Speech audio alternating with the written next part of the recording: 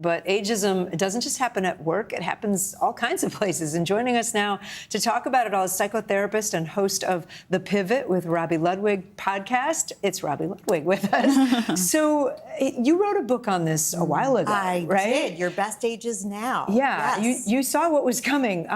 Let's talk about, I think the word ageism conjures something very negative, but like some of this is happening without people even realizing. Yeah, I mean, it's good that we're talking about it so we can all be aware of how it affects us both personally and in the workplace. But ageism is a prejudice based on age.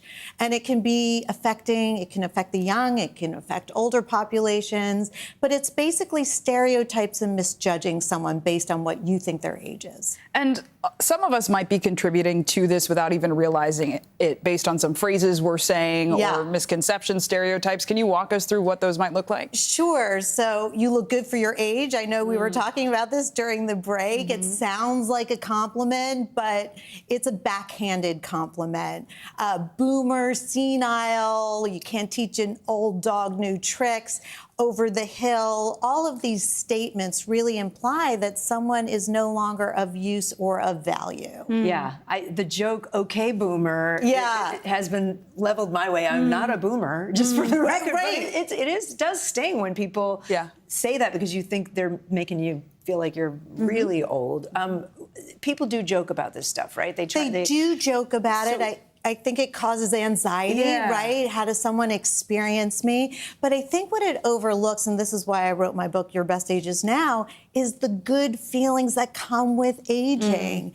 You know, most people don't want to go back to their 20s. They like how they feel as they get older. They like their accomplishments, the things that they've learned, the wisdom that they have. And so it undermines those really important aspects about getting older because we're going to have an aging population and we can do it beautifully now and in a healthy way. And I appreciate that you said ageism can go both ways, right? There's a couple other terms, reverse ageism, youngism. Yes. Talk to us about sort of what younger people can also face. It's also dismissing younger people as not knowing things because they're too young, or mischaracterizing them as lazy or not invested in their work. And so we really want to look at people as people and not make assumptions based on age, because we may miss out on, good relationships, important work relationships. Well, and people of different ages have different insights and different reflections on life that I think can be so helpful when we're all in the same room. Absolutely. Especially in the work environment. Successful companies have multi-generational workers because they understand each generation has a voice that we need to understand and cater to. So good. Well, thank you for being one of our voices. This is really insightful conversation. We appreciate it. Robi Ludwig, thanks. There's much more news ahead. You are watching NBC News Daily.